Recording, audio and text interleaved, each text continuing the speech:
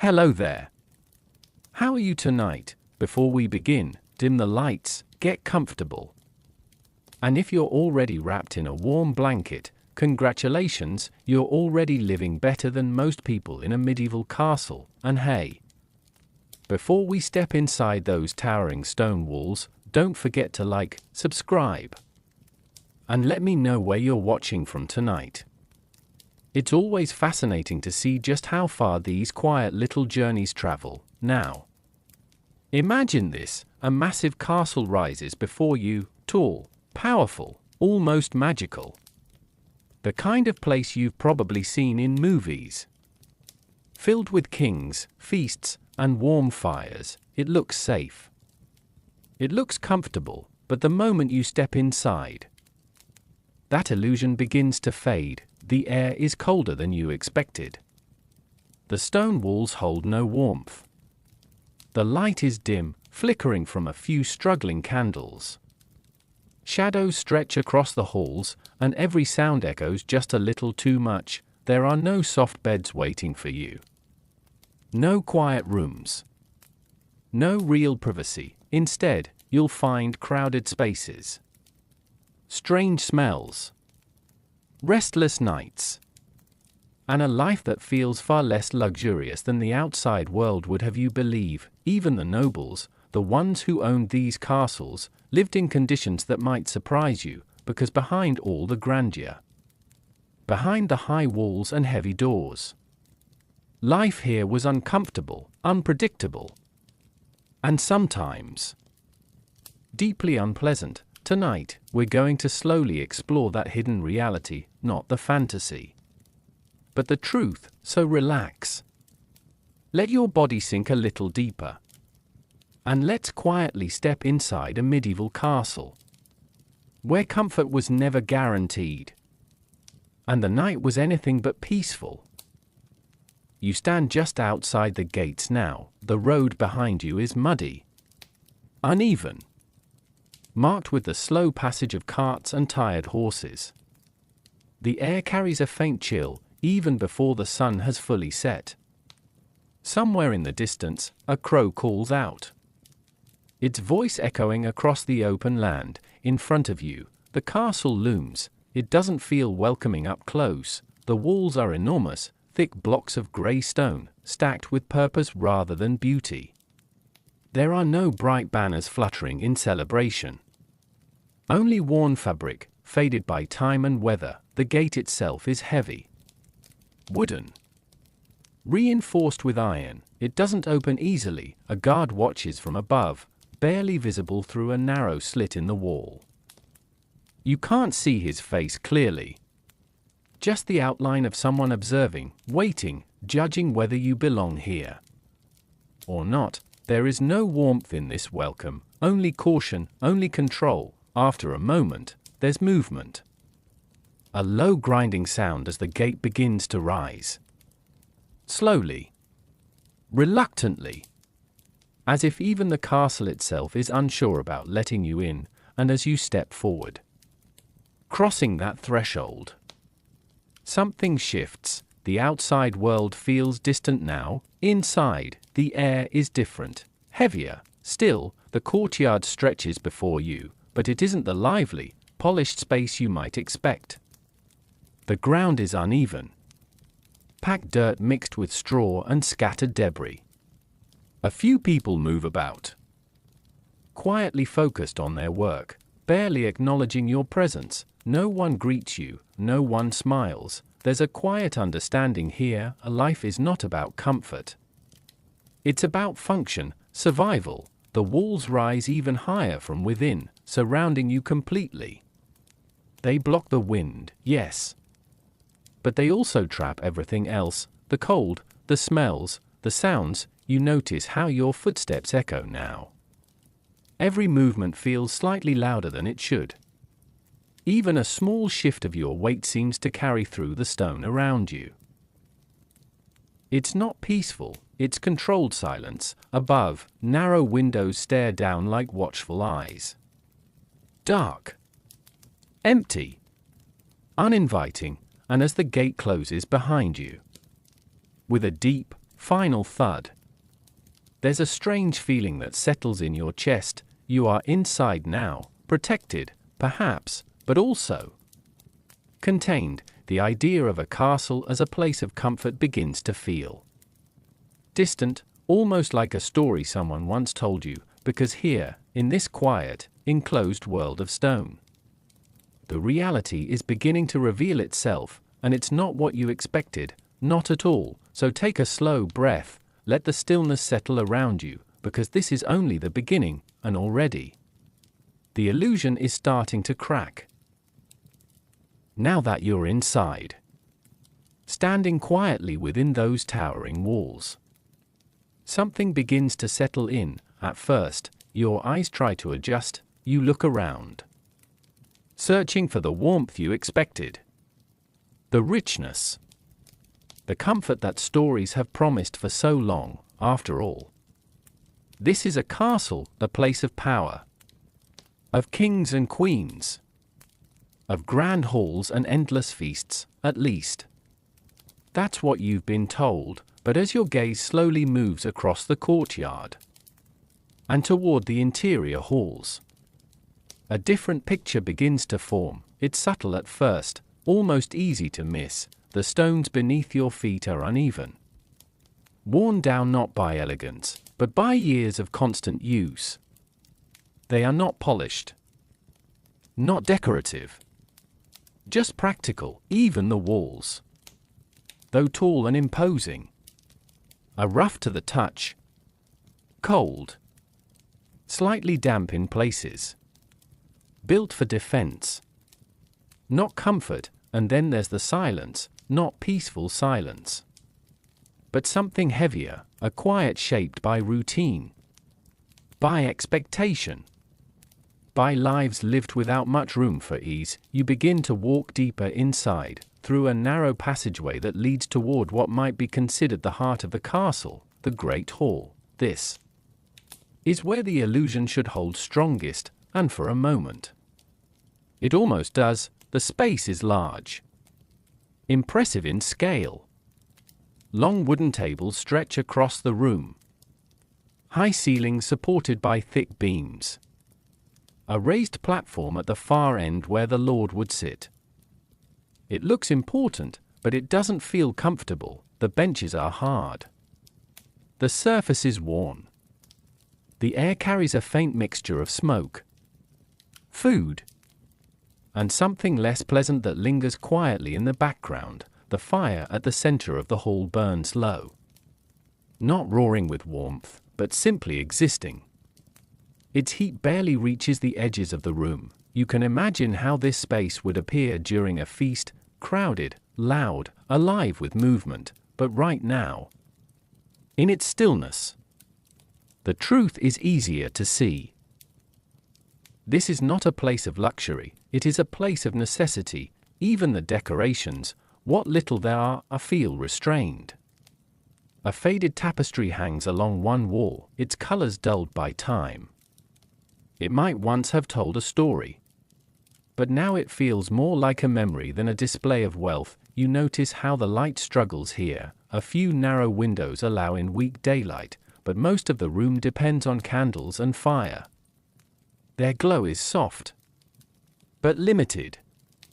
Shadows gather easily in corners, stretching and shifting with every flicker. Nothing feels fully illuminated, nothing feels truly open. As you move further, you begin to understand something important. Luxury, in this place, was not about comfort, it was about status. The lord of the castle might sit at the highest table, eat slightly better food, wear finer clothing, but he still lived within these same walls, breathed the same heavy air, endured the same cold that crept in through stone. Even his chambers, which you might expect to be grand, are surprisingly simple. A bed, perhaps, raised slightly off the ground, covered with layered fabric, yes, but still surrounded by thick, unyielding walls that trap the chill. A chest for belongings, a chair, maybe a small table, nothing excessive, nothing soft in the way you might imagine, and certainly nothing silent. because sound travels easily here. Footsteps in distant corridors. Voices echoing faintly through stone. The constant, subtle reminder that you are never entirely alone. Privacy, even at the highest level, is limited, and comfort, it is inconsistent. You pause for a moment, listening, feeling, letting the atmosphere settle around you. This castle, which once seemed like a place of safety and ease, now feels different, not harsh, not unbearable, but undeniably lacking. It protects, it impresses, but it does not nurture, and slowly, almost quietly, that realization begins to change the way you see everything around you. The grandeur fades, the illusion softens, and what remains is something far more human, a life built not on comfort, but on endurance. So take another slow breath, let your thoughts drift gently, because as you move deeper into this world, you'll begin to feel it even more clearly, the cold, the closeness, the quiet discomfort that never fully leaves, and soon, as night approaches, you'll understand just how little warmth these walls truly hold. As the light begins to fade beyond the narrow windows, something shifts within the castle. It's subtle at first, almost unnoticeable, but if you stand still and take a slow breath, you can feel it. The cold is beginning to rise, not the kind of cold you might step into briefly on a winter morning. Not something you can escape by simply moving closer to warmth. This is different. This is a cold that lives within the walls themselves. The stone around you, thick, ancient, unmoving, has been holding onto the chill of the outside world for hours, perhaps days. And now, as the last traces of daylight disappear, it slowly releases that cold back into the air. You might instinctively reach out, brushing your fingers along the surface of the wall. It feels damp, unwelcoming, almost as if the warmth from your hand disappears the moment it touches the stone. There is no softness here, no insulation, no gentle barrier between you and the night, only layers of rock, designed to keep enemies out, but just as effective at keeping comfort away. You begin to walk again, deeper into the castle, and with each step, the warmth fades further, the corridors grow colder, the air stiller, even the faint glow of candles seems weaker now, their light flickering as if struggling against something unseen. In the great hall, the fire has been fed, but it doesn't change much. You move closer, perhaps expecting relief, and yes, there is warmth, but only for a moment, only for those closest to it, just a few steps away. And the cold returns. It lingers in the corners, beneath the tables, along the walls where shadows gather and refuse to leave. There is no central heating, no steady comfort, only pockets of warmth. Surrounded by quiet, creeping chill, you notice how people adjust, how they wrap themselves in layers, heavy wool, rough fabric, anything that might hold a bit of heat close to the body.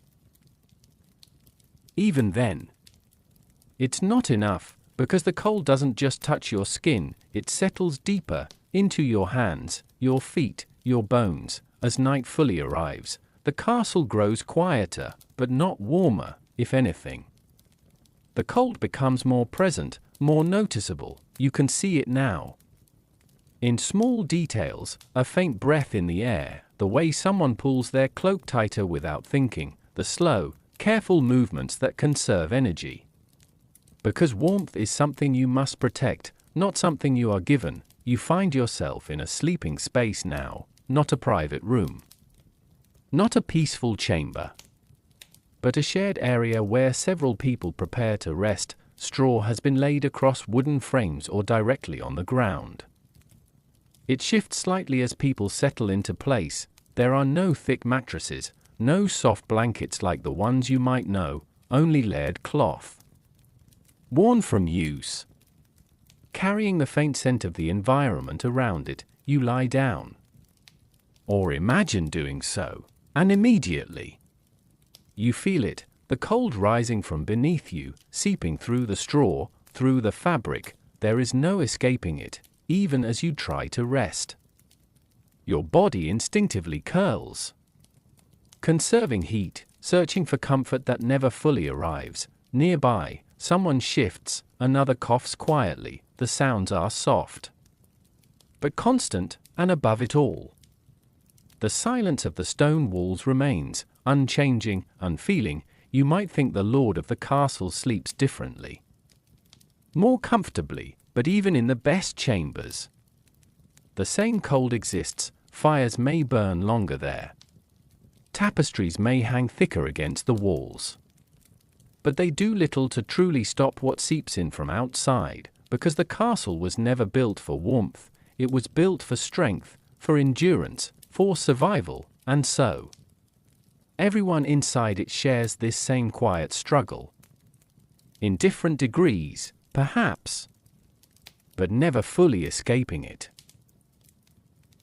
As the night deepens, the cold settles into everything, into the air, into the silence, into you, and slowly your body begins to adjust, not by finding comfort, but by accepting its absence. So take a slow breath, feel the stillness, and imagine the quiet weight of that cold night wrapping gently around you, not harshly, not painfully, but persistently, a reminder that inside these walls, warmth was never something you could depend on. By now, you've begun to feel the castle, the cold, the stillness, the quiet discomfort that settles into everything, but there is something else here, something less visible, something you don't immediately notice, until it slowly begins to press in on you, the absence of privacy. At first, it doesn't seem so obvious, after all. There are walls, doors, separate spaces that appear to divide one area from another, but as you spend more time inside, you begin to understand these divisions are not what they seem. You wake, or perhaps you never fully slept. The sounds begin early, soft at first, a shifting of straw nearby, the quiet rustle of fabric, someone breathing a little too close. You open your eyes, and for a moment, you forget where you are. Then it returns, the low ceiling, the dim light, the presence of others, always others. There is no moment here that belongs entirely to you, even in rest. You are surrounded, bodies arranged in shared spaces, close enough that every movement is noticed, every sound quietly acknowledged. Even if no one speaks, you sit up slowly, careful not to disturb those still lying down, though disturbance is almost unavoidable. Space is limited. Movement is shared. Someone shifts beside you, another turns slightly, pulling their covering tighter. There are no private rooms for most people here, and no place to retreat, no quiet corner where your thoughts can exist without interruption. And even for those of higher status, privacy is still an illusion. You begin to walk through the castle again. The corridors, though empty at times, never feel truly unoccupied. Footsteps echo from somewhere unseen, voices carry through stone walls, softened, but still present. Conversations you were never meant to hear drift faintly through the air. Nothing is fully contained, everything overlaps. You pass a doorway, slightly open, and catch a glimpse inside, a chamber that might belong to someone of importance, and yet, even here, there is movement beyond the individual, a servant quietly arranging something in the corner, another entering without hesitation. There is no knock, no pause, access is expected, privacy is not. You move on, deeper into the structure, and with each step, the understanding grows clearer. This place was not built for solitude, it was built for function, for hierarchy, for constant awareness of one's role within the system. Being alone, truly alone, would almost feel unnatural here. Perhaps even unsettling. You find yourself in a narrow passage where the light barely reaches, for a brief moment. There is silence, no footsteps, no voices, just you. And the stillness, and yet, even here, you hesitate, because the feeling doesn't bring comfort, it brings something else, a quiet tension, as if at any moment someone might appear. A figure stepping out from shadow. A presence returning to fill the empty space, and then, just as quickly as it came, the moment passes, footsteps approach in the distance, the sound of life returning, you are no longer alone, not that you ever truly were, as the day continues. The pattern repeats, people moving in and out of spaces without announcement. Shared areas constantly shifting with activity, even moments that should feel personal. Feel observed, not intentionally, not cruelly, but inevitably. Because in a place like this, life is lived together, closely, continuously, without pause, as evening approaches again. You return to the sleeping area, the same space, the same arrangement, familiar now. In a quiet, uneasy way, you settle in, surrounded once more, and as the light fades, the sounds soften, but never disappear, a breath, a movement, a faint whisper of fabric. You close your eyes, but even in darkness, the awareness remains, you are not alone, you will not be alone, not here, not within these walls, and slowly, your mind begins to adapt, to quiet itself. Not because it has found peace, but because it has learned. There is no space for anything else, so take a slow breath, let that awareness drift gently, and imagine what it feels like to exist in a world where silence is never truly yours, where every moment is shared, and where even your thoughts seem to echo just a little louder than they should. As the night settles once more over the castle, you begin to understand that sleep here is not what you might expect. It is not a retreat, not a peaceful escape from the day, it is simply another part of living within these walls. You return to the sleeping space again. By now, it feels familiar, not comfortable, but known. The floor is covered in scattered straw, unevenly spread across wooden frames and bare ground. It shifts softly beneath each step, producing a dry, whispering sound that seems louder than it should in the quiet. People are already settling in. There is no assigned space in the way you might imagine. No clear boundaries.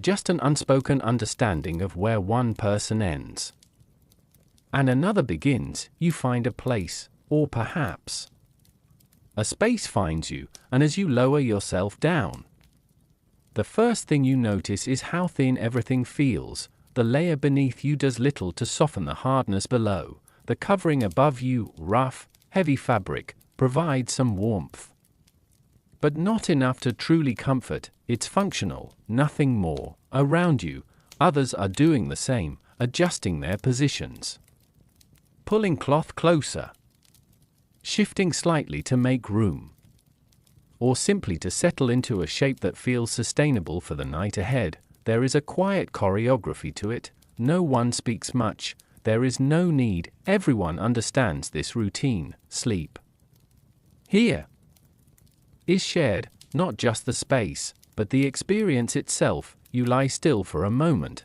listening, a soft breath nearby, the subtle rustle of straw as someone turns, a faint cough from somewhere deeper in the room. These are not interruptions, they are constants, part of the environment, just as much as the walls or the air itself. And slowly, you begin to realize something else. There is no true stillness here, even in rest.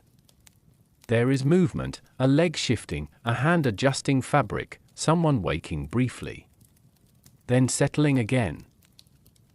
It never fully stops, and so your body doesn't fully relax, not completely. It rests, but lightly, always aware, always adjusting. You might try to find a more comfortable position, turning slightly, pulling the covering closer, curling inward to conserve warmth for a moment. It helps, but only briefly, because comfort here is temporary, fleeting, you begin to understand why sleep would come in pieces, short stretches of rest, followed by quiet wakefulness, not out of stress, but out of necessity, the body adapting to conditions that were never designed for ease, somewhere nearby. Two figures share a single space, closer than you might expect, not out of closeness. But practicality, warmth is limited, and sometimes sharing it is the only option. There is no sense of embarrassment here, no hesitation, just quiet acceptance, because this is normal. This is how life is lived within these walls, as the night deepens. The room grows darker, the candlelight fades, one by one. Small flames disappear, leaving only faint traces of light that barely reach across the space. Shadows take over, soft, endless, the sounds continue, the gentle, repetitive, almost rhythmic now, and slowly your mind begins to drift, not into deep sleep, but into something lighter, a calm awareness, where thoughts come and go, blending with the sounds around you. You are not alone, and yet, in this shared stillness, there is something strangely quiet about it, not peaceful in the way you might know, but steady, consistent, unchanging, and perhaps that consistency becomes its own kind of comfort, even if it was never meant to be. So take a slow breath, let your body sink just a little deeper, and imagine the quiet weight of that shared space, the presence of others. Close, constant, unspoken, a world where sleep is not private. As night settles fully over the castle, darkness does not arrive all at once. It seeps in, slowly, quietly, through every corridor, every chamber, every space where daylight once lingered. The last traces of evening fade from the narrow windows, leaving behind only faint outlines of the world outside, and then the castle turns to something else, not silent, not asleep, but dim. You notice it first in the way people move, more carefully now, more deliberately, because without light, even familiar spaces become uncertain. A candle is lit nearby, a small flame, fragile, flickering, barely holding its shape against the still air. It casts a soft glow, warm, but limited. It doesn't fill the room, it only touches what is close. Everything beyond it fades into shadow. This is how most of the castle lives after dark, not brightly lit halls, not glowing rooms, but small islands of light. Surrounded by darkness that never fully disappears, you begin to walk again, slowly, following the faint glow of candles placed along the stone walls. Each one burns quietly, its flame moving gently, almost breathing. The light they give is soft, uneven. It stretches and bends across the rough surfaces, creating shadows that shift with every flicker. Nothing here is still, even the light feels alive. You pass through a corridor, and for a moment, the flame behind you fades.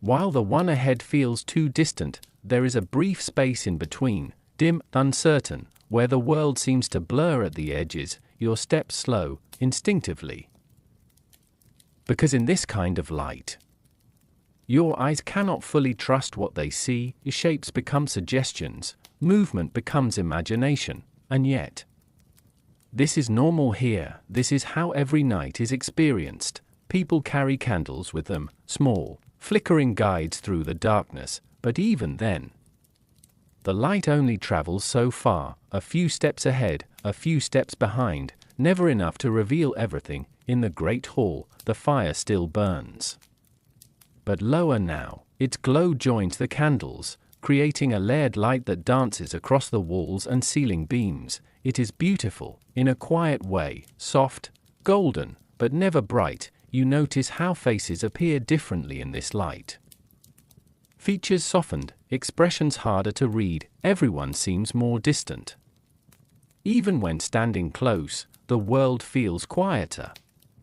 Not because sound is gone, but because the darkness absorbs it, wraps around it, gently lowers its presence. Time itself seems to slow here, without strong light. There is no clear sense of movement. Moments stretch, blend together. You might sit for a while, simply watching a flame, the way it leans, then straightens, the way it dims, then grows again. It becomes something calming, something steady, even as the shadows shift endlessly around it. But there is a cost to this kind of light. Candles are not infinite, they burn down, slowly, but constantly. Each one must be used carefully, placed where it matters most, because too much light is a luxury few can afford, and so much of the castle remains in darkness, unseen, unlit, waiting quietly beyond the reach of the flame. As the night deepens, more candles fade, one by one, leaving behind smaller and smaller pockets of warmth, until eventually even those begin to disappear, and what remains is not complete darkness, but something softer, a dim, fading glow, just enough to remind you that the world is still there. Even if you cannot fully see it, you find your place again, settling into rest. The last candle nearby flickers gently, its light brushing the edges of the room, barely touching the walls, and as you watch it, your eyes grow heavier. The movement of the flame becomes slower, softer, almost distant, until finally it fades, and the castle is left in quiet shadow. So take a slow breath, let that dim light drift gently in your mind, and imagine a world where night is not bright, not illuminated, but softly lit by fragile flames that flicker, fade, and quietly disappear. Night in a medieval castle is different from what you might imagine. It is not just the absence of light, it is an almost tangible presence, heavy and quiet, stretching across every corridor, every chamber, every shadowed corner. As the last candles flicker out and fires dwindle low, darkness seeps in like water, slowly, softly, and yet completely. It fills the halls, the chambers, the sleeping spaces, the stairwells that twist upward toward hidden rooms. It slips into cracks between stones, rises with the cold air, clings to every surface you walk. Or perhaps you simply stand still, and you realize how alive it feels. Shadows stretch longer than they should. They bend around corners and disappear. Figures, or the suggestion of figures, appear at the edges of your vision. Yet when you look directly, nothing is there. This darkness is not threatening. Not intentionally, but it is absolute, even in the chambers of the Lord. The finest tapestries and thickest draperies do little to stop it. Every corner hides depth. Every room has areas untouched by firelight. Where light ends, darkness begins. The sounds of the castle shift here. Footsteps become distant echoes. The whisper of fabric as someone moves through straw seems amplified. Even the faintest cough travels further than it should. The mind adjusts, unconsciously filling empty spaces. Shapes form in the corners. Shadows become figures. Imaginations drift, and yet this is normal. It is how nights are lived here, not with clarity, but with the gentle tension of uncertainty. A single candle burns somewhere far down a corridor. Its flame dances faintly. It does not illuminate much. It only reminds you that light still exists. If only briefly, you might notice the walls.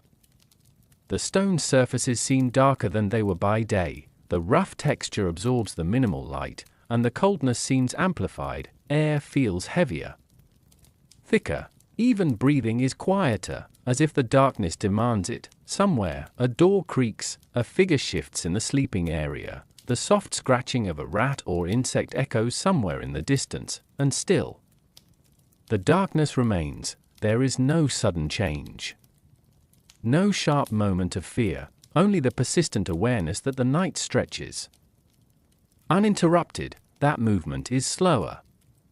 That perception is altered, and here, in this stillness, you begin to see what life in a medieval castle truly feels like at night, not the imagined comfort of warm fires and silent halls, not the illusion of luxury, but a world where darkness is constant, where light is scarce, and where every sound and shadow carries meaning. You sit or lie in your place, allowing your eyes to adjust. The night becomes a rhythm, the shadows a companion, the quiet a lullaby of subtle tension. Slowly, you begin to understand the pace of life here. The darkness is not just absence, it is presence. It shapes perception, behavior, even thought. It forces the body to conserve heat, the mind to be alert, and yet, paradoxically, it soothes in its consistency. Eventually, your breathing slows, your eyelids grow heavier, the mind drifts in tandem with the soft, unchanging dark. The castle at night is both a protector and a reminder. It shelters those within. But it never allows complete rest, not from the environment, not from the ever-present, unyielding stone, and as sleep begins to claim you, you carry with you the quiet knowledge: night here is not empty, it is full of shadows, full of stillness, full of life, in ways the day never reveals. So take a slow, deep breath, sink into this gentle darkness, and imagine the castle at night, alive with shadow, quiet with anticipation, patient, enduring, eternal. Morning arrives slowly in the castle, not with birdsong or sunlight flooding a room, but with muted light creeping through narrow windows and the faint sound of movement from those already awake. Life begins quietly. The smell of stone, cold and damp from the night, mingles with faint odors of smoke, cooking, and something else. Something earthy. Something persistent. You make your way to the kitchen or common area, the heart of the castle's daily sustenance, and here, the reality of medieval food becomes clear. It is simple, functional, sometimes harsh. Grains are common: oats, barley, rye, often made into porridge or simple bread. The bread is dense, uneven, coarse. It lacks the fluffiness of modern loaves, but it fills the stomach. It is fuel more than comfort. Vegetables are seasonal and sometimes stored in cellars for months. Roots like turnips, onions, leeks, and cabbage are common. They are boiled, roasted, or sometimes eaten raw. Freshness is rare, and variety is limited. Meat exists, but sparingly. Game hunted in nearby forests, small cuts of pork or beef, and preserved meat in salt or smoke. For most, meat is a rarity. Only during festivals or special occasions is it abundant. Soups are thick, earthy, filling. They use whatever is available: legumes, grains, herbs, bits of meat if any. The taste is plain, nourishing, simple. Spices are rare and expensive. Cinnamon, saffron, pepper only occasionally find their way to a noble table. For the common people within the castle, flavor is modest. Food is designed to sustain, not delight. You watch people eat. They sit on benches or directly on straw. Bowls of porridge, bread, or broth in hand. Hands are rough, fingers calloused from labor. Movements are careful but habitual. Eating is neither hurried nor leisurely. It is a part of survival. Even in the best chambers, food is practical, not indulgent. Water comes from wells or cisterns, not always clean. Sometimes the taste carries the faintest hint of stone or earth. Ale is common for adults, safer than water, slightly fermented, low alcohol, but filling, and yet there is comfort here, not in abundance, but in rhythm, in the ritual of daily meals, in the shared moment of nourishment. children eat quietly. Servants and workers pause briefly. Lords and ladies may have slightly richer fare, but the foundation is always the same: bread, grains, vegetables, occasional meat, and drink. Meals are eaten in dim light, by candle or weak fire. Shadows stretch across tables. Faces are softened, expressions calm. Conversation is minimal. Eating is an act of necessity first, ritual second. You notice how people adjust, breaking bread, sharing small portions, preserving what they can. Nothing is wasted. Every crumb, every bit of porridge, every piece of meat is valuable, even as simple as it is. The act of eating together provides a subtle comfort. Connection. Community. A quiet recognition of shared endurance, and yet hunger is never far, portions are small. Days without fresh meat are common. Appetite is controlled by circumstance rather than desire. Fullness is temporary. Satisfaction is fleeting, the smells linger long after the bowls are empty. Bread, grains, boiling vegetables, faint smoke, and the underlying musk of stone walls and human presence, all blend into a singular, persistent aroma that becomes familiar by the time the meal is finished. The day is underway, hands return to work. Feet step quietly across stone floors. Life continues. But for a moment, in the dim candlelight, surrounded by simple sustenance, you understand how survival shapes every choice. The medieval castle is not a place of abundance. It is a place of moderation, endurance, and quiet, daily effort, and for those who lived within it. Meals were not celebrations. They were part of a rhythm of life, necessary, grounding, and deeply human, as you take a slow breath. Imagine the texture, the aroma, the warmth, and the modest nourishment of these meals. The quiet comfort of being fed, even if only just enough to continue, because here, food is life. And life, even in its simplest form, continues. Occasionally, the castle reveals a different face, a face that many imagine when they think of medieval life: long tables laden with food, golden platters, roasted meats, sweet pastries, and the warmth of roaring fires. Candles flicker along walls, reflecting on polished wooden surfaces. The air is rich with aroma, the sounds of laughter and conversation weaving between the stone pillars. These are the feasts. Moments of abundance and spectacle, but they are rare. For most who live within the walls, these moments are exceptions.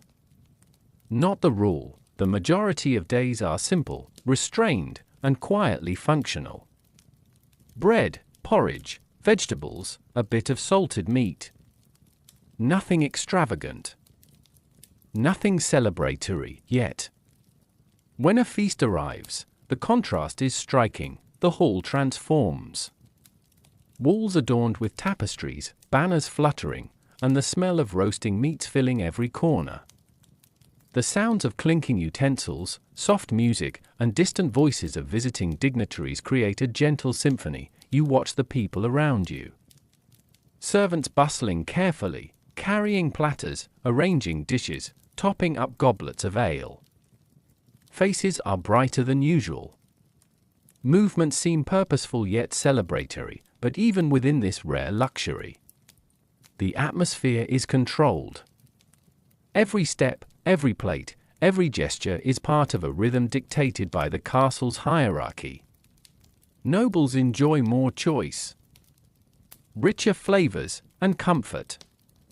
Workers and lower status residents move in the periphery, preparing, serving, and cleaning their own plates. More modest feasts are performances, public displays of wealth and power, and yet they are fleeting. By nightfall, the tables are cleared, the fire burns low, and the hall returns to its usual quiet. Breadcrumbs remain. Potatoes or roots left over from the preparation. Fires burn down to coals. Candlelight fades, life resumes its slower, simpler pace, for most. The memory of abundance is almost a story, a dreamlike sensation of what the castle can be. Contrasted sharply with what it almost always is, this contrast shapes perception. It reminds residents of their place, of their endurance, of the rhythms of survival and the occasional, fleeting taste of indulgence. You might see a young servant glance at a golden plate, a noble laughing softly, a musician playing quietly in the corner, and sense the quiet disparity. No resentment. Only awareness. The human body adjusts quickly. After the feast, hunger returns sooner than expected. Daily portions resume their modest rhythm. Bread, porridge, roots, water, ale. The feast becomes memory, a flicker in the monotony of survival, yet there is something strangely comforting in these glimpses of abundance. They are milestones in an otherwise consistent life of simplicity. They mark time, provide story, and offer subtle hope, however temporary. Even the nobility understands the fleeting nature of luxury. A castle is stone, cold, and enduring. Fires burn down. Candles extinguish. The lavish spread cannot replace the cold walls, the hard beds, or the darkness that returns each night, and so life continues. The echo of the feast lingers faintly in the hall. Shadows seem richer. Stone walls warmer in memory. The smell of roasted meats mingles with the enduring aroma of bread and vegetables, and yet the mind gently returns to reality. You take a slow breath and imagine the contrast, the rare, golden moments of indulgence against the persistent, humble reality of daily survival. Both are part of life here. Both shape the rhythm of the castle, and perhaps it is the awareness of this contrast that sustains the people. A quiet knowledge that even in simplicity, there is order. Even in restraint, there is occasional joy, even in a medieval castle. Where comfort is scarce, abundance is fleeting, and darkness surrounds. Life continues, gently, steadily, quietly. Night deepens, you return to your sleeping area. The straw beneath your body shifts slightly as you lay down, uneven, coarse, and unyielding. There are no soft mattresses here, no plush coverings to cradle the body. Only layers of straw, rough and scratchy, sometimes damp from the lingering cold of the stone floor. You pull your rough fabric coverings closer, hoping for warmth, but the chill still lingers. The air here is heavier at night, carrying faint whispers of smoke from dying fires, the smell of straw, and the subtle odor of those who share the space. Sleep is not an escape. Not here. It is a fleeting, fragile state. Around you, others adjust as they prepare for the night. Hands brush against straw, bodies shift to find comfort. Some snore lightly. Others cough. Occasionally, the sound of scraping wood or a distant creak punctuates the stillness. Every movement is magnified in the quiet. Every small sound seems louder than it should, echoing across stone walls. You twist slightly, seeking a position that might bring relief. The straw compresses unevenly beneath you, creating small ridges and hollows that press against your back, legs, shoulders. Each shift is a negotiation with discomfort, a search for temporary ease. Even the coverings are harsh. Woolen blankets scratch the skin. Furs are thin or sparse. They provide warmth, but not softness. Not the kind of comfort you imagine when picturing a castle. Your mind begins to wander as you lie there. Thoughts drift in the dim candlelight, flickering like the flames that once illuminated the hall. Dreams are distant, sleep comes in short fragments, interrupted by movement, by sound, by cold. You notice the presence of others, bodies nearby, sharing the same floor, the same blankets, sometimes the same small space. Warmth is a shared commodity. Proximity is practical, not intimate. Occasionally, a figure shifts. A leg brushes yours. A hand moves to adjust a covering. The straw rustles. And you feel awake again, adjusting in response. There is no continuous rest here. Only fragments. The body adapts, almost unconsciously.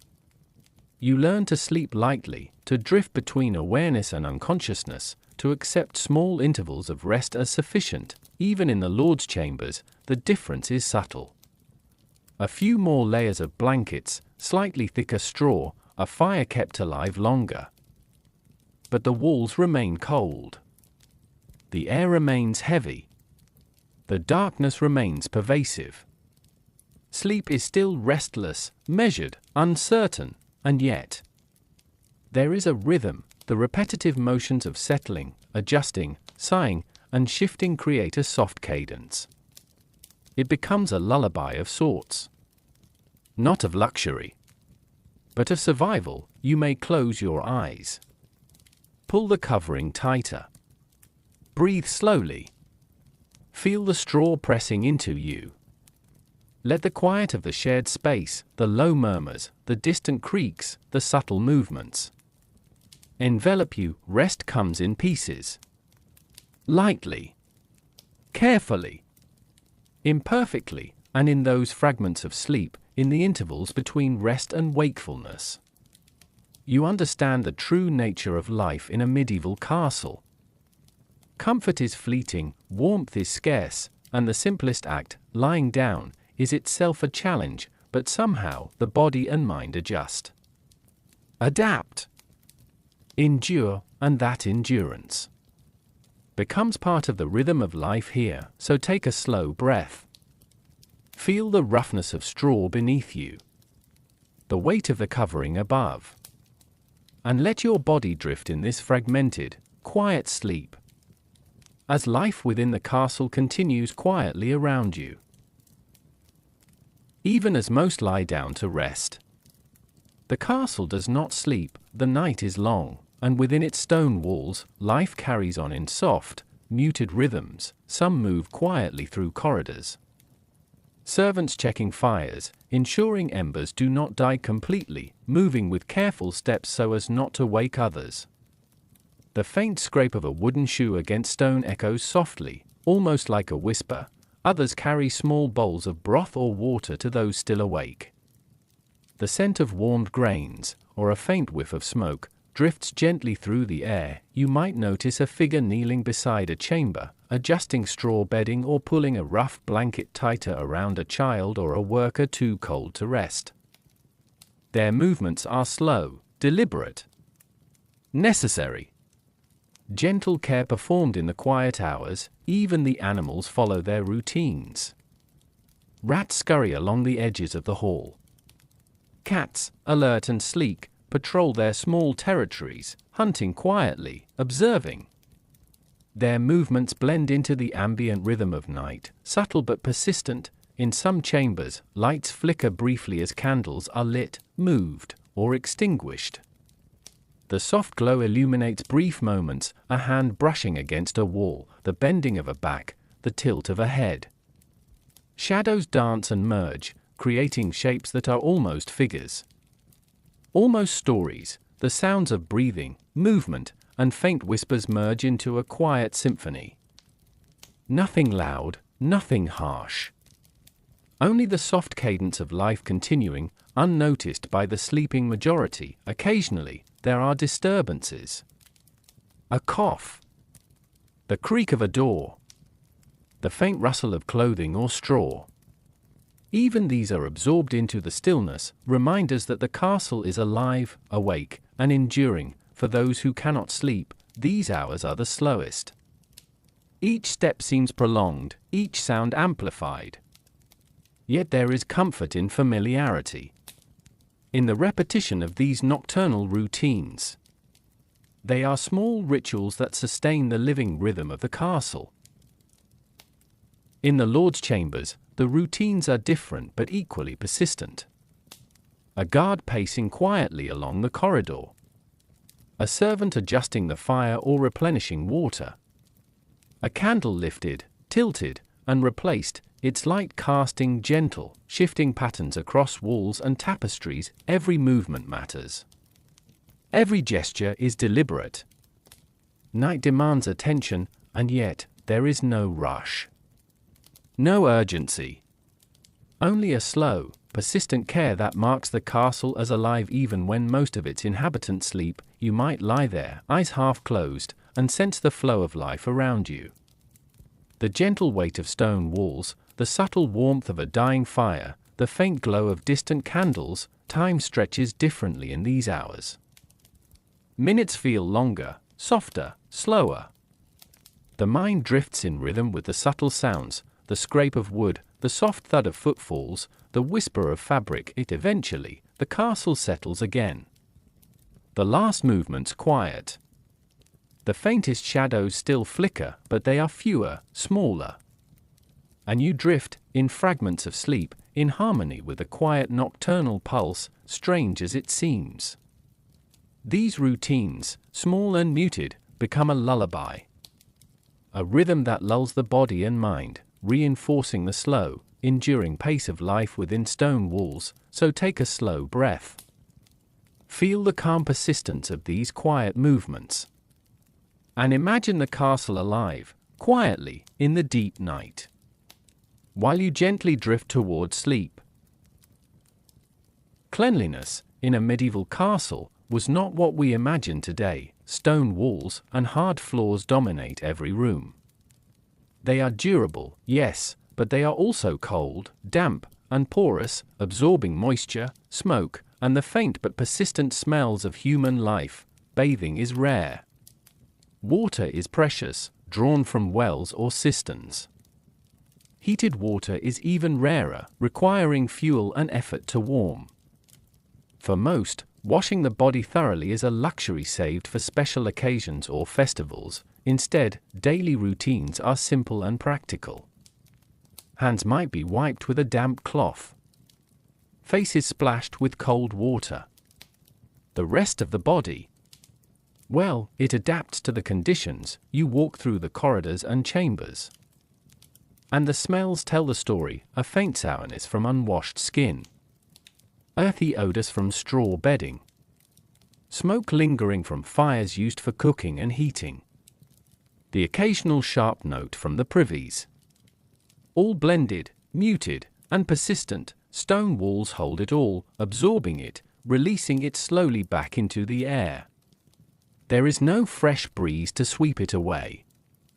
Candles and fires do little beyond warming the space, softening the chill, and offering minimal olfactory relief. For those who labor, cleanliness is nearly impossible. Hands are rough, stained, and perpetually damp or dusty. Clothes are washed occasionally, when water is available or when the Lord's household can spare the effort. Often, fabric carries faint odors of smoke, sweat, and earth. Even the noble chambers are not immune. Tapestries, furs, and thick coverings soften the air and absorb warmth, but they also absorb odors, dust, and the faint musk of long-occupied rooms. Daily airing is limited. Fires burn low at night. Windows are small. Fresh air is a luxury. And yet, life adapts. The body, the nose, the mind, all learn to adjust. Habits form. Small routines, wiping hands, brushing hair, swapping straw coverings, become markers of personal care. Even if incomplete, animals in the castle add another layer. Cats hunt rats, but they leave their own traces.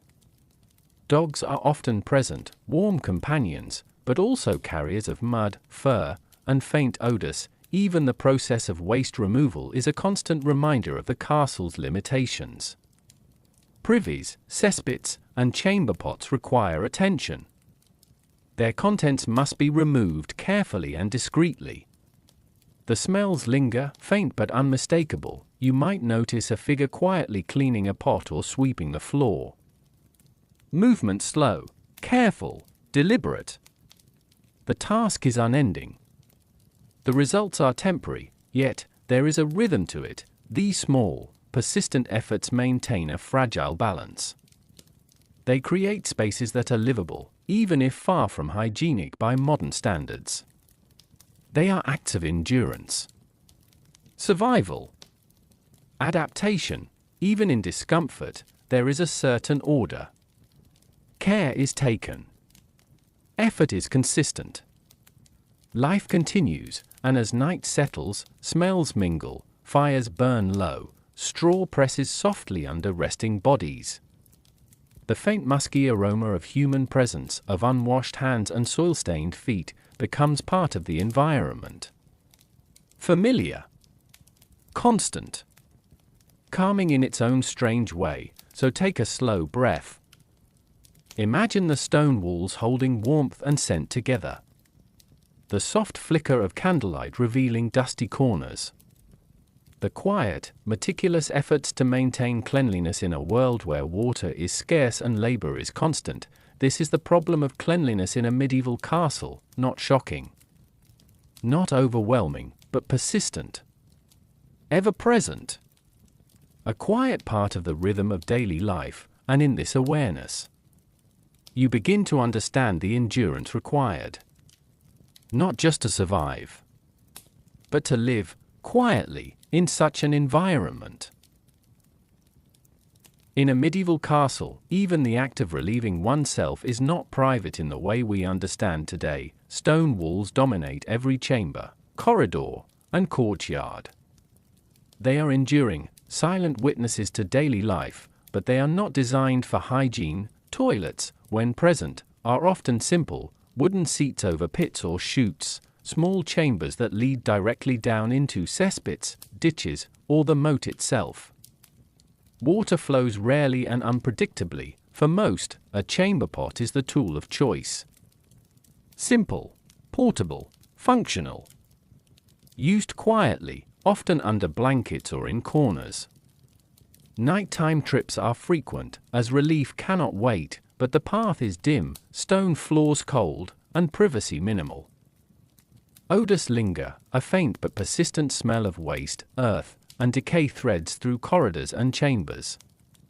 Stone absorbs it, releasing it slowly, mingling with the faint smoke from cooking fires, the musk of human presence, and the straw that serves as bedding. Even the nobility, with slightly more sophisticated arrangements, cannot escape it entirely.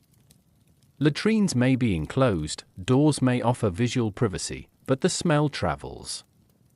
Piped away by chutes or discharged outside, it still returns subtly on the air. You walk through the hallways and notice the rhythms of life shaped by necessity. Morning chores include emptying chamber pots, carrying waste to designated areas, or cleaning the latrine floors.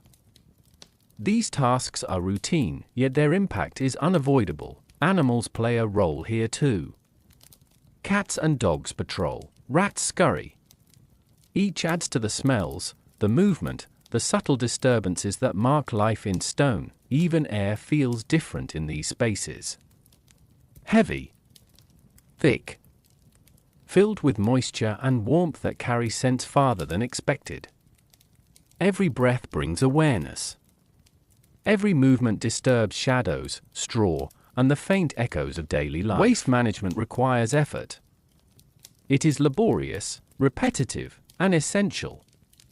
Chambers must be cleaned, floors swept, straw replaced. Any lapse increases discomfort for all who share the space, and yet, life adapts. Residents learn to navigate the spaces with care. Steps are measured. Hands are discreetly wiped. Pots are moved with precision.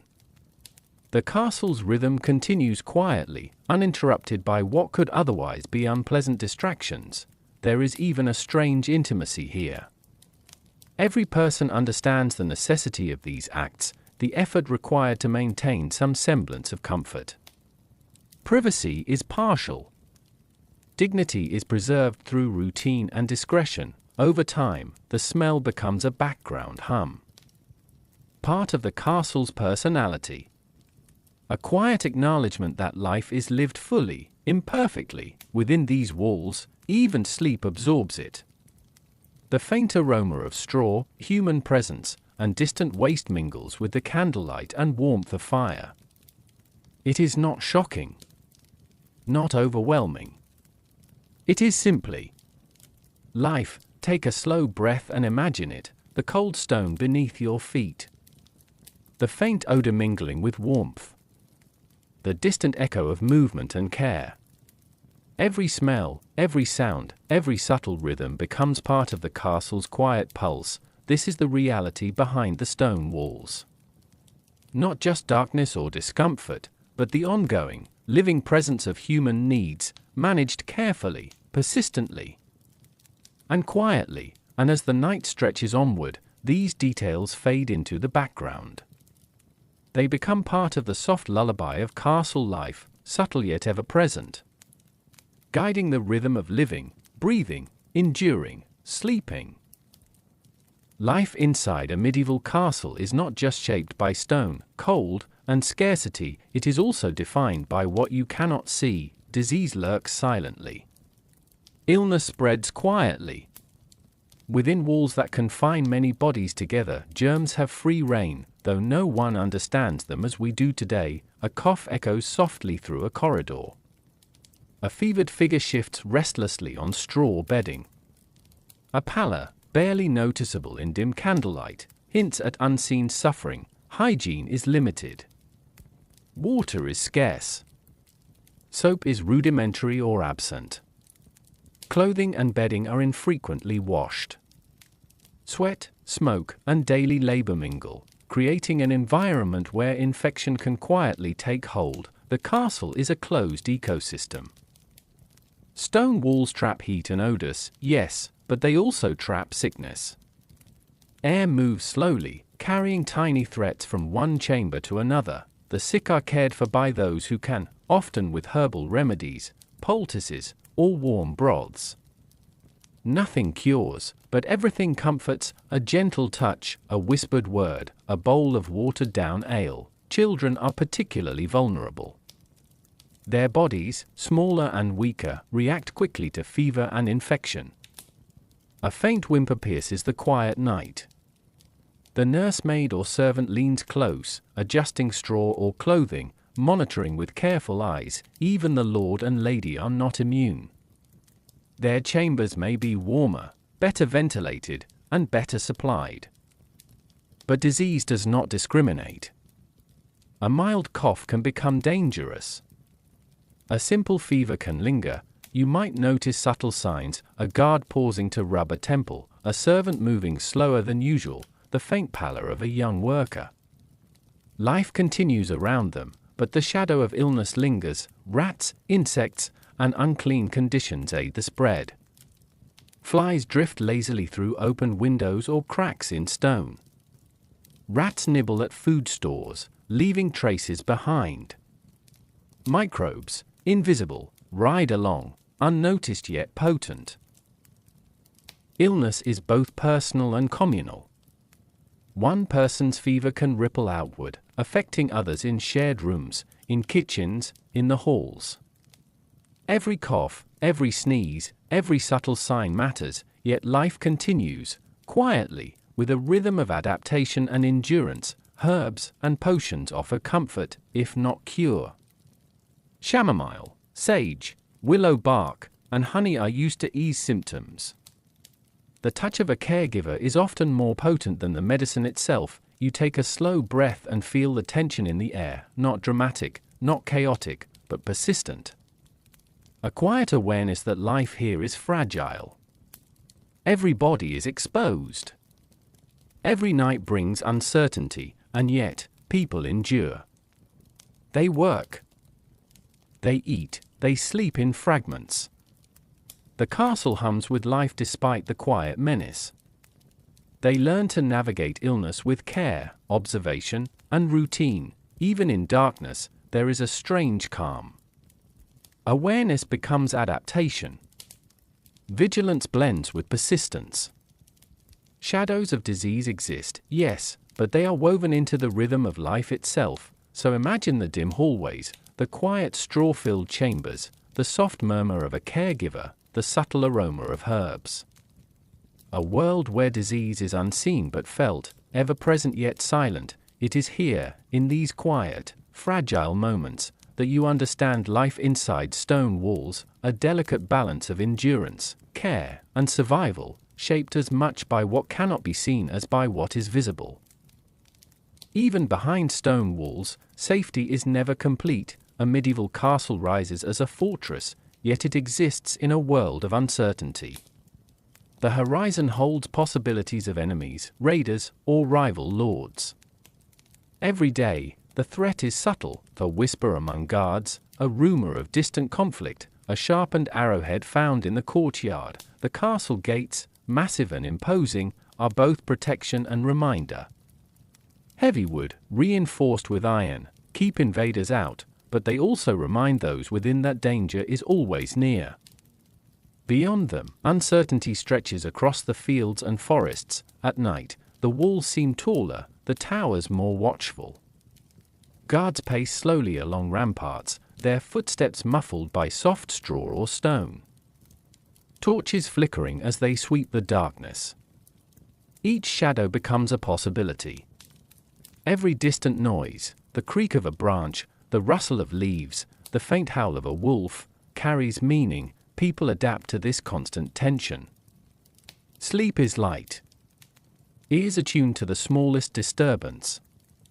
Even in the warmth of straw and blankets, one remains aware of the world beyond stone. Occasionally, drills or warnings punctuate quiet days. Banners are raised, soldiers assemble, and the castle hums with readiness. Every movement, every gesture, reinforces the structure's vigilance. For those in lower chambers, the fear is quiet but present. They notice guards tightening armor, sharpened weapons in the armory, and the soft clatter of tools and equipment prepared for defense. The castle itself feels alive with caution. Even meals and daily routines carry an undertone of awareness. Conversations are careful. Gestures measured. Life continues, but with an invisible tension threading through every action. Children sense it too. They see soldiers on walls, hear whispered instructions, and sense the mood in the hall. Fear is part of their education, woven into stories, routines, and subtle instructions. The noble family watches more directly. Strategies, alliances, and preparations occupy their thoughts even in the quiet hours. Their rooms are warmer, better supplied, but the anxiety is shared. No one is truly insulated from the possibility of attack, yet there is a strange rhythm in this tension. It is neither chaotic nor overwhelming. It becomes background music to life within the walls. Awareness sharpens senses, strengthens reflexes, and molds habits. Nighttime heightens this rhythm. Torches flicker along battlements. Moonlight casts shadows across open fields. The faintest sound, a branch snapping, a distant animal, can rouse the guard or stir the sleeper, and in this quiet, controlled vigilance, the castle endures. Life continues in fragmentary peace, punctuated by subtle signs of alertness. Take a slow breath. Imagine standing on a cold stone floor, torchlight flickering along the walls, shadows stretching far beyond the gate. Feel the quiet tension in the air, the pulse of readiness that flows through every corridor, every chamber, every stairway.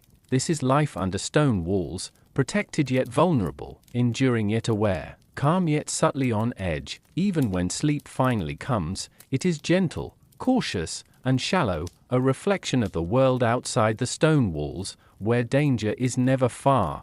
And so, the castle stands, a haven shaped by fear, resilience, and the quiet knowledge that the world beyond is unpredictable, and life within must continue, regardless. Within the castle, life moves in layers. The lords and ladies occupy chambers high in the towers, where stone walls offer slightly more warmth, and fires burn longer. Tapestries hang along cold surfaces, softening the echo of footsteps. Furs and blankets cover beds that are higher, thicker, and somewhat more comfortable than the straw below. Their routines are deliberate and measured.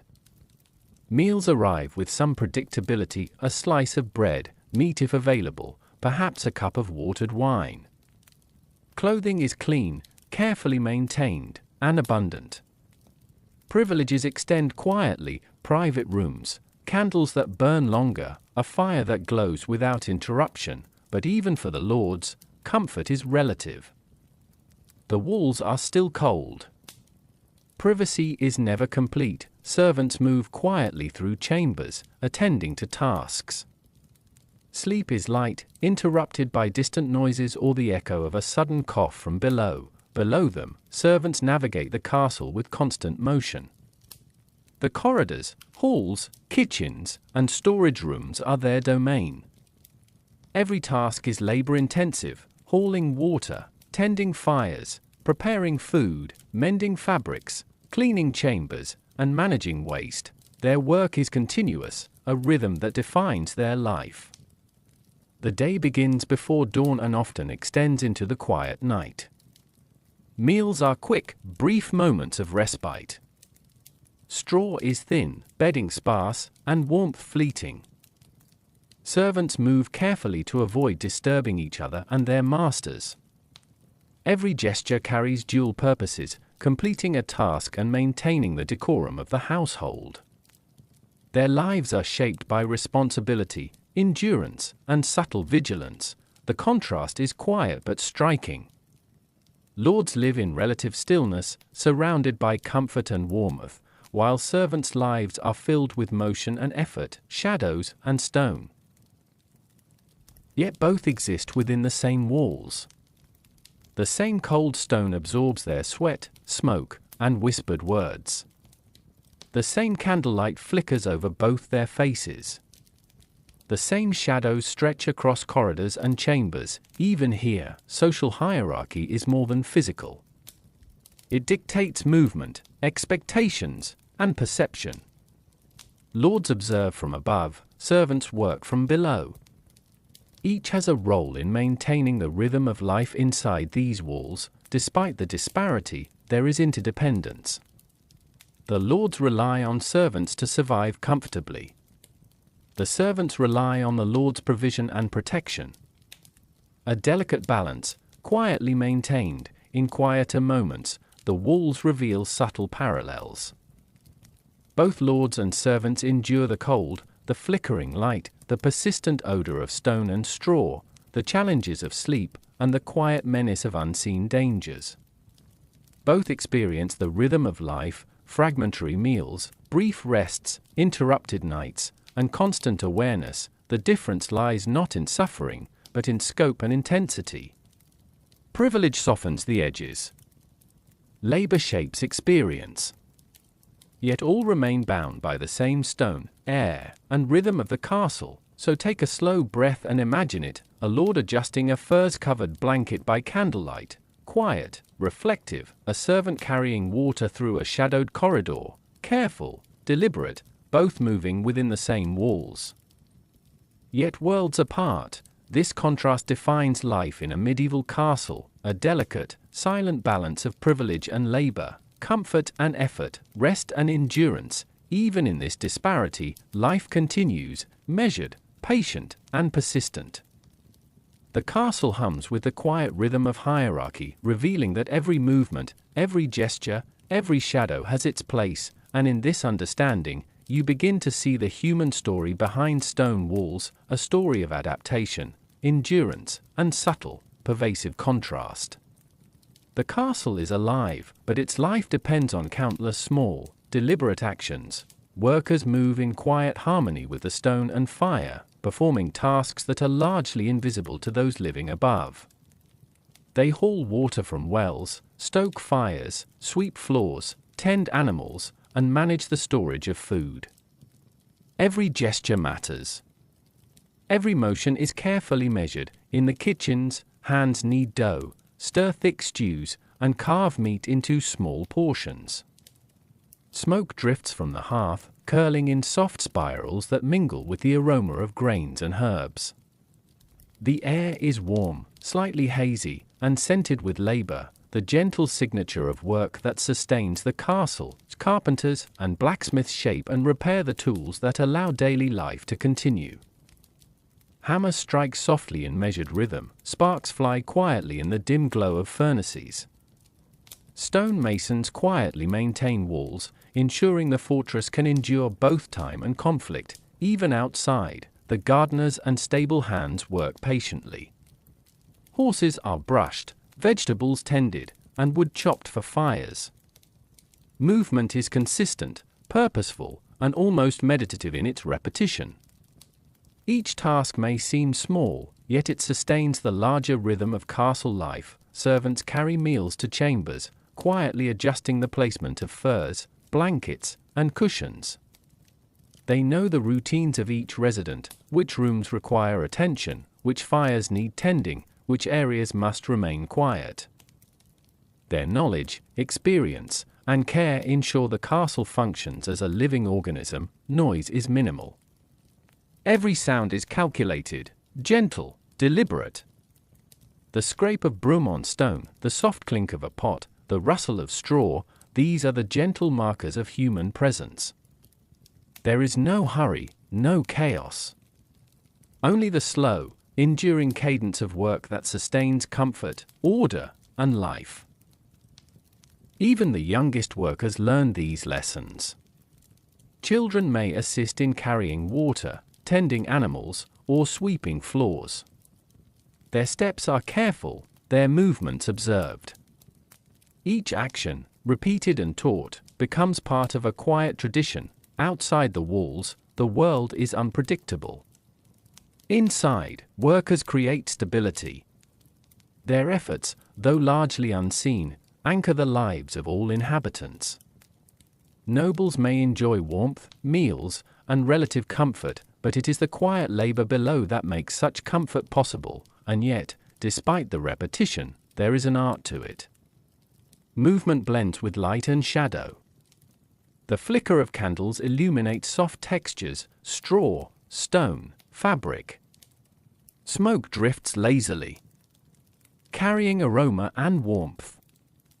Work becomes part of the castle's atmosphere, a subtle choreography of survival and endurance. You might imagine a corridor at dusk, a servant adjusting a fire, a stable hand brushing a horse, a cook stirring a simmering pot.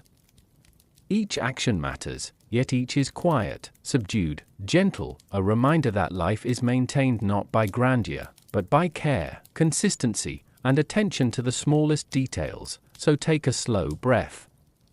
Picture the soft flickering light, the warmth of a hearth, the measured rhythm of human activity.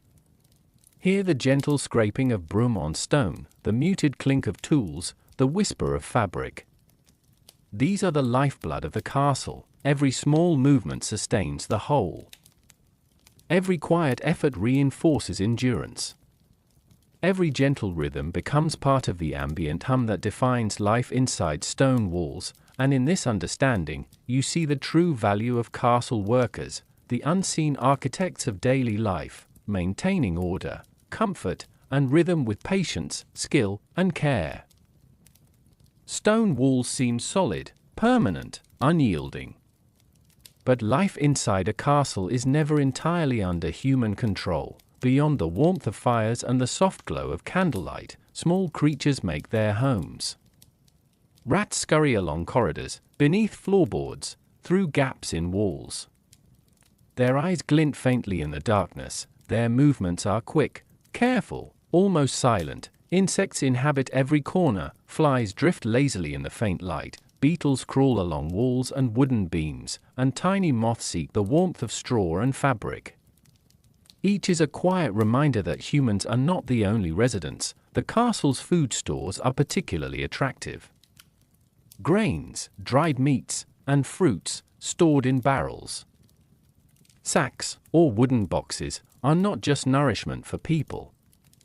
They feed the hidden guests as well. Rats gnaw, insects burrow, and occasional small birds find their way in through open windows or cracks. The presence of these creatures shapes daily life. Workers and residents learn to move carefully, store food strategically, and sleep lightly. Every rustle in the straw, every faint scuttle along a wall, is noted, acknowledged, and often ignored, because life goes on. Even noble chambers are not immune.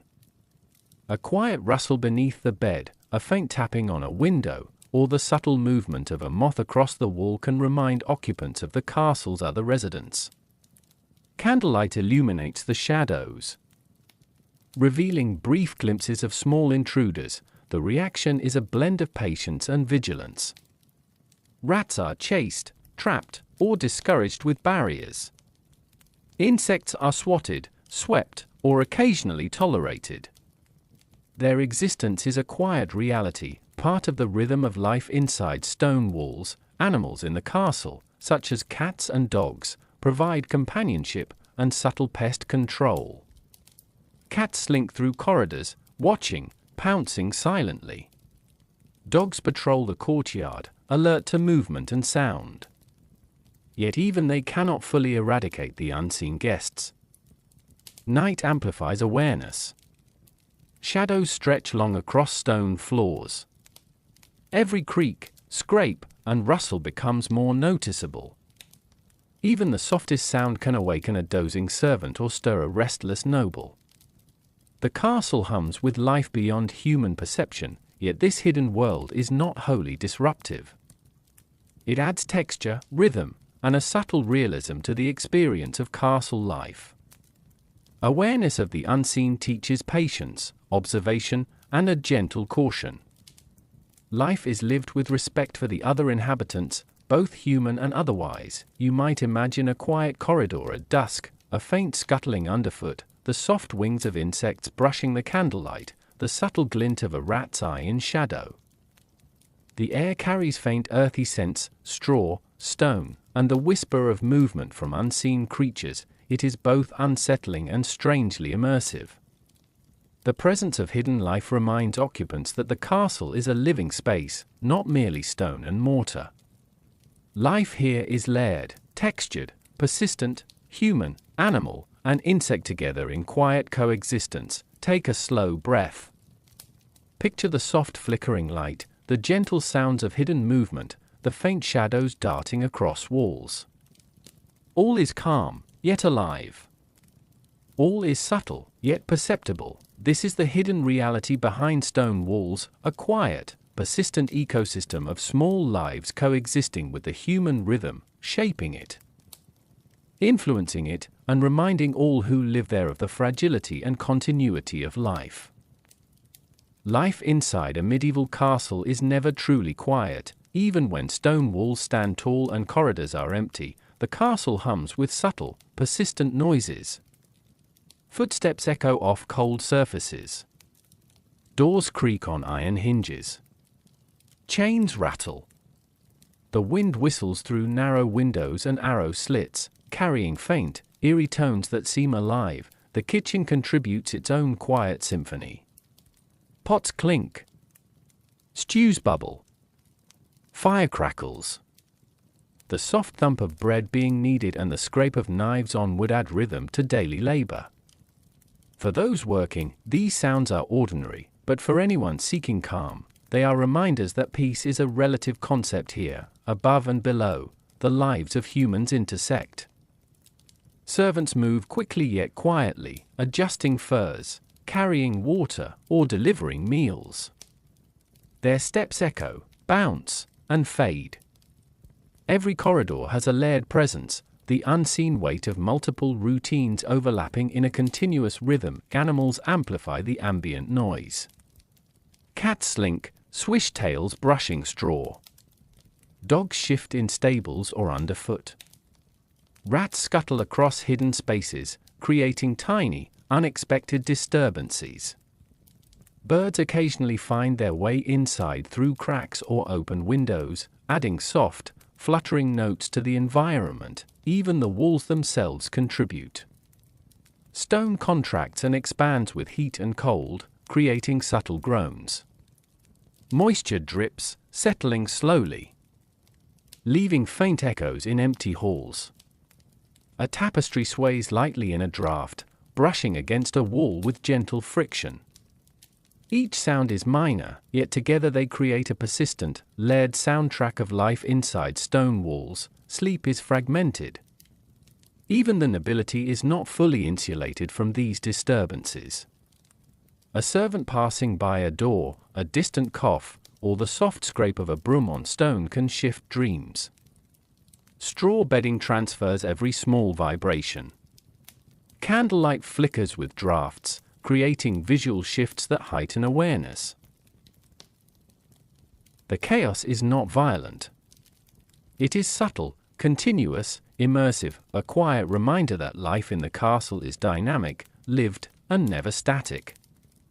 Every inhabitant, from lord to servant, learns to navigate these gentle disturbances, adapting their attention, movement, and rest.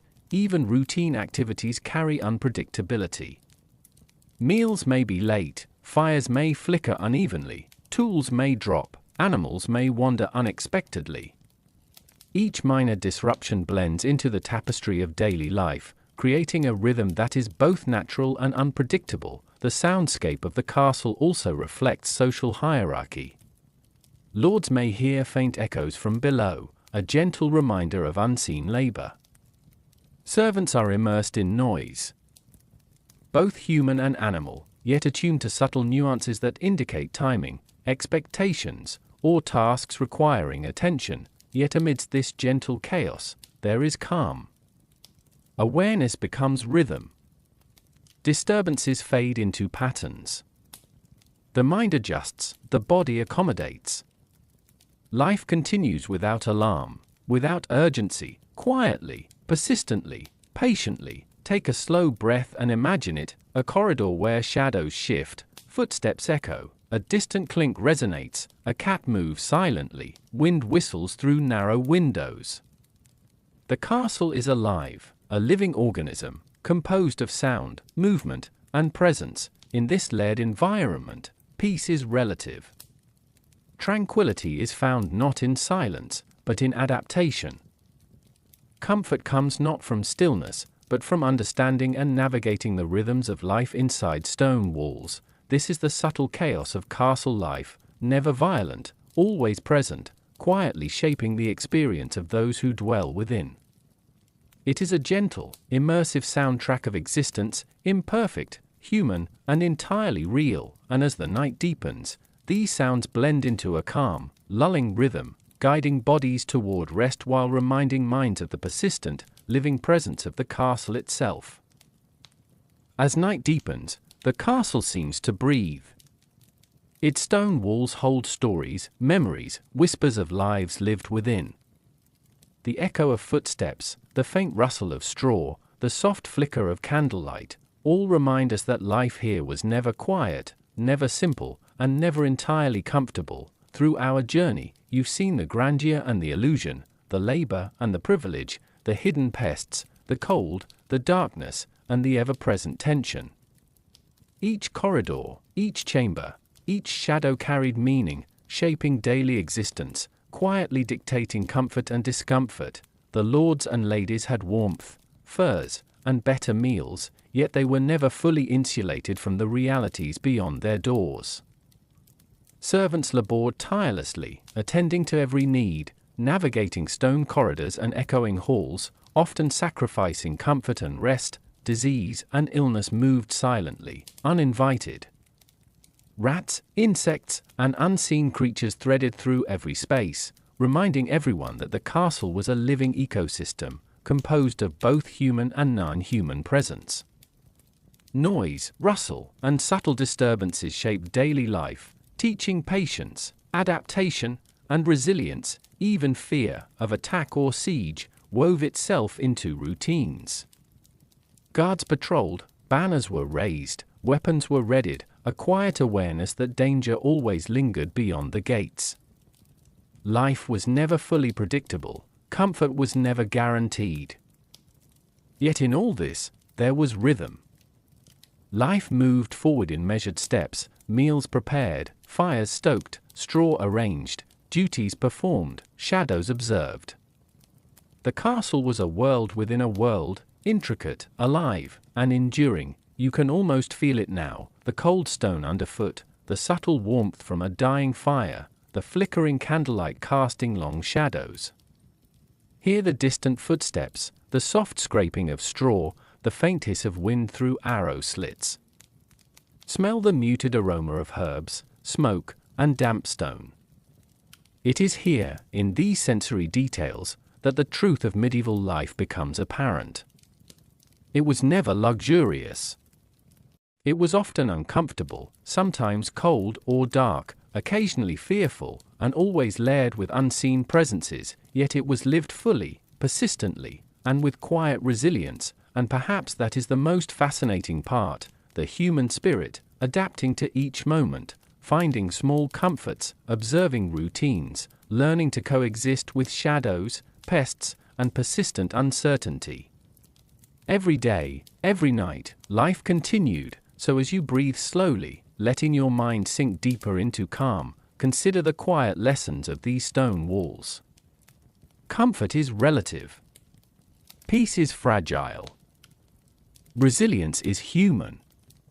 And the unseen, whether disease, shadow, or subtle noise, always shapes our experience, quietly, persistently, almost imperceptibly. Tonight, as you drift toward rest, remember, the medieval castle was more than stone and fire. It was a living, breathing, imperfect world, full of contrast, hidden tension, and quiet life. Its story is not one of grandeur alone, but of endurance, adaptation, and subtle complexity, and while the lights of the castle may flicker in history, their stories, like the whisper of footsteps in echoing halls, continue to exist, waiting quietly for anyone willing to listen, imagine, and reflect. So relax. Let your body sink deeper. Let the rhythm of this ancient, imperfect world guide your mind. Good night.